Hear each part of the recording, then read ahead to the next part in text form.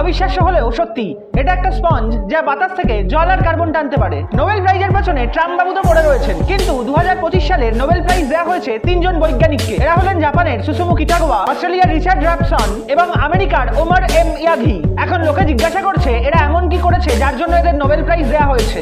এখন ভাই এটা একটা গভীর বিষয়। এরা এমন একটা স্পেশাল ম্যাটেরিয়াল বানিয়েছে যা ওয়ার্ল্ডের জন্য অ্যাকচুয়ালি ভ্যালুয়েবল। এখন এরকম নিউজ আসে তো এটা তৈরি হবে, ওটা আবিষ্কার হবে, এই ব্যাপারটা কিন্তু ঠিক সেরকম নয়। এটা অলরেডি আবিষ্কার হয়ে গেছে, যা আমাদের বিশ্বকে বদলে দিতে পারে। এরা MOF আবিষ্কার করেছে, যা কিনা মেটাল অর্গানিক ফ্রেমওয়ার্ক। এটা কি জিনিস?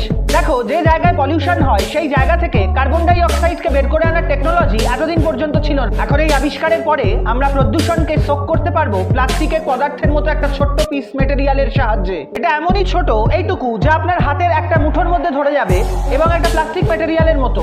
তো এই মেটেরিয়াল প্রায় 100 ফ্যাক্টরির পলিউশন নিজের মধ্যে শোক করতে পারবে। এতই ডেন্স মেটেরিয়াল। এটা ছাড়াও ওই মেটেরিয়াল আরো একটা জিনিস করতে পারে, ওই মেটেরিয়াল জল শোক করতে পারে। কাজেই বেশি ময়েস্ট জায়গা থেকে আমরা জল শোক করিয়ে সেই জল মরুভূমির মধ্যে ডিস্ট্রিবিউট করতে পারি। এখন এই দুটো জিনিস শুনতে সিম্পল লাগছে, কিন্তু রিয়েল বিজ্ঞানের ভাষায় এটা এতদিন শুধু কথায় বা ডিসকাশনে সীমাবদ্ধ ছিল।